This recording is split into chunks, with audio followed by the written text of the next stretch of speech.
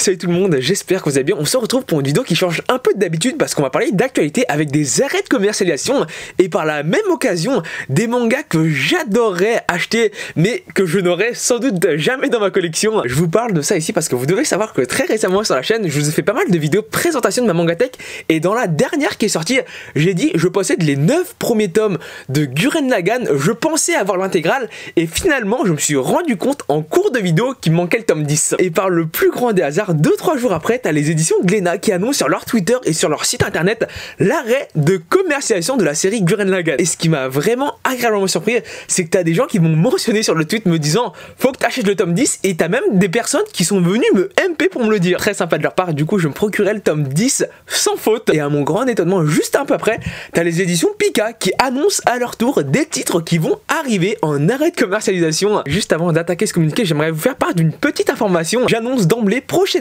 sur la chaîne on aura une vidéo les mangas préférés des abonnés et pour ça je vous ai créé un petit questionnaire que je vous mets en description. C'est vraiment très simple. Là-dedans je vous invite à me faire part de vos 2 et seulement 2 mangas favoris et à la fin on aura un classement que je vous présenterai en vidéo. Finalement je me suis dit 2 c'est quand même beaucoup trop peu parce que forcément t'as des gens qui vont mettre en choix numéro 1 Naruto, Fairy Tail, One Piece, My Hero Academia, Bleach, Dragon Ball parce que c'est des mangas du cœur. Donc je vous laisse 3 choix pour plus de diversité. Choisissez bien. Ça c'est dit, attaquons du coup maintenant le cœur de la vidéo avec tout d'abord la définition de ce qu'est un arrêt de commercialisation pour ceux qui ne le savent pas encore. Quand un éditeur n'a plus de stock d'un ouvrage ou que celui-ci se vend en trop faible quantité pour permettre sa réimpression, cela signifie qu'il ne peut plus vendre les livres, les stocks sont alors recyclés et il n'a plus le droit de le commercialiser. En fait, grossièrement, les tomes en rupture de stock des séries concernées ne seront jamais réapprovisionnés. Comme ils l'ont si bien dit au début, ici le souci c'est que c'est des mangas qui ne se vendent pas ou qui ne se vendent plus. Pour Glénat, la seule série ici concernée c'est Gurren Lagann. Par contre pour les éditions Pika, la liste est quand même beaucoup plus longue. Tout d'abord on a Codebreaker par le même auteur que Samurai Deeper Kyo.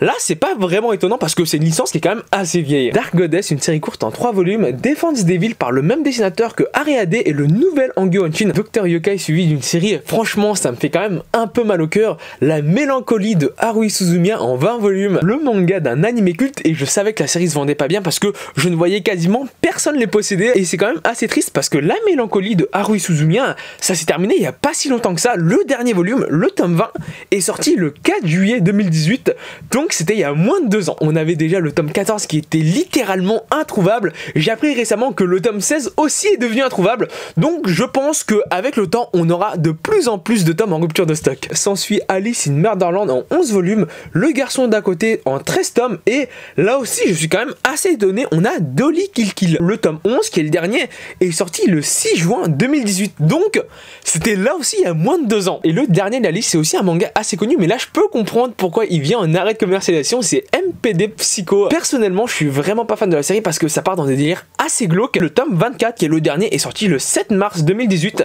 mais faut savoir que ça c'est édité depuis 2004 en France. Forcément il date pas d'hier mais faut savoir que c'est des tomes assez fins en papier glacé qui coûtent 9,10 € l'unité. Quand tu additionnes le fait que c'est des volumes fins qui coûtent cher et que ça vise un public assez spécifique, c'est normal que ça se vende pas trop. Après ce qu'il faut bien se dire c'est que même s'ils annoncent l'arrêt de commercialisation aujourd'hui, dans les séries concernées, là-dedans, t'as pas mal de tomes qui sont déjà en rupture de stock. C'est plus à but informatif, comme par exemple si quelqu'un attendait la réimpression du volume 14 de la mélancolie d'Haruhi Suzumiya, et bah il le sait maintenant, mais ça n'arrivera sans doute jamais. Par rapport aux séries dans cette liste que j'ai déjà eu entre les mains, on a tout d'abord Codebreaker que j'ai vendu en même temps que les Samurai Deeper Kyo il y a 1 an de ça. Le style ne me correspondait pas du tout. Dark Goddess, à un moment je possédais aussi les 3 volumes dans ma collection parce que ça avait un peu attiré ma curiosité. Scénarisé par Toru Fujisawa, l'auteur de JTO et dessiné par le même mangaka que Happy Project, une série courte en 4 volumes.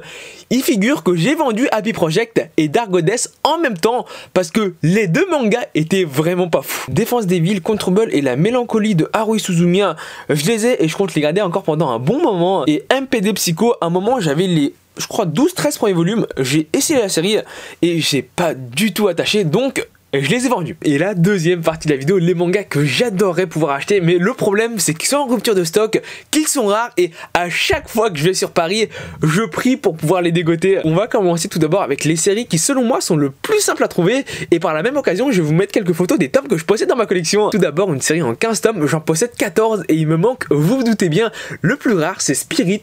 Je possède du 1 au 10 plus du 12 au 15 et il me manque le 11. J'ai déjà eu l'occasion de les voir plein de fois en occasion à 50-60 €, mais le souci c'est que je possède déjà 14 tomes, donc c'est compliqué de racheter le lot intégral. Série numéro 2, à peu près au même niveau, on a Alice in Borderland. Je possède les 8 premiers, il y a 18 tomes en tout, sauf que là, j'ai jamais vraiment réussi à trouver une intégrale. J'ai déjà vu pas mal de collections passer, mais à chaque fois que le prix me convenait, ça se vendait trop vite. Là-dedans, sauf si Delcourt Tonkam les ont réimprimés, et j'en doute un peu, mais on doit avoir 4-5 volumes qui sont quand même assez durs à trouver. Ensuite, série beaucoup plus vieille et un peu plus rare, on a Kekkaichi en 35 volumes et j'en possède 32. Il manque le 1, il est pas rare mais il a pris l'inondation, il faut que je le rachète.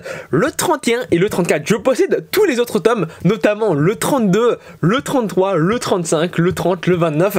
Donc là aussi, assez compliqué à trouver, surtout que c'est une série qui est quand même assez vieille, donc à l'unité, c'est quasiment impossible. Ensuite, on a Kobato, je possède les 5 volumes sur les 6 en tout. Actuellement, c'est réédité pour les 20 ans des éditions Pika. Mais le souci, c'est que la nouvelle édition et l'ancienne édition, c'est pas vraiment la même couleur de couverture. Donc pour avoir la collection intégrale homogène, il faudrait que je rachète les 6 tomes et non pas juste le 6. On suit avec deux séries qui sont selon moi quand même un peu plus rares. Tout d'abord, Gunslinger Girl, je possède les volumes 1 à 15. Sauf le 14, et c'est le seul tome qui me manque. Forcément, il a fallu que ce soit l'un des 2 volumes les plus rares de la collection, suivi de l'édition couleur de High School of the Dead. Je possède les 4 premiers sur les 7 en tout. Alors ça, j'ai l'occasion de les voir de temps en temps, mais les gens les vendent trop cher. Quand tu vois 7 tomes à 100-150 €, tu te dis... et je vais dépenser cet argent pour acheter d'autres mangas. Après, franchement, j'ai eu l'occasion un peu de relire la licence. C'est pas si bon que ça. Et surtout, en fait, ça se termine pas. En termes de rareté, selon moi, on va monter d'un cran avec des séries que je n'ai quasiment jamais vues d'occasion. Avec tout d'abord Sing Yesterday for Me. Et là, c'est assez drôle parce que vous devez savoir qu'on a l'adaptation animée de la série qui sort actuellement. Donc, je me suis dit, je vais envoyer un message aux éditions de Delcourt Tonkam pour savoir s'ils n'ont pas prévu de rééditer ou de réimprimer la licence.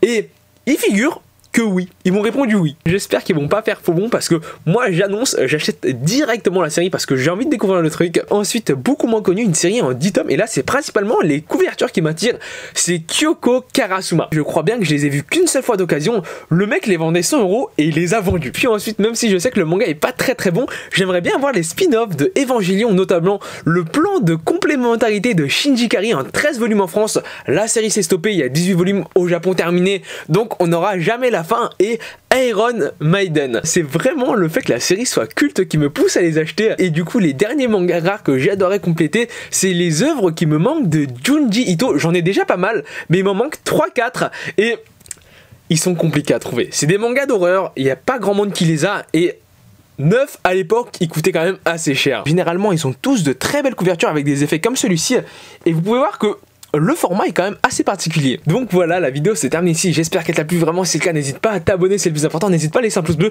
N'hésite pas à participer au questionnaire pour savoir quel est le manga préféré des abonnés. Sur ce, je te dis à la prochaine vidéo. Salut!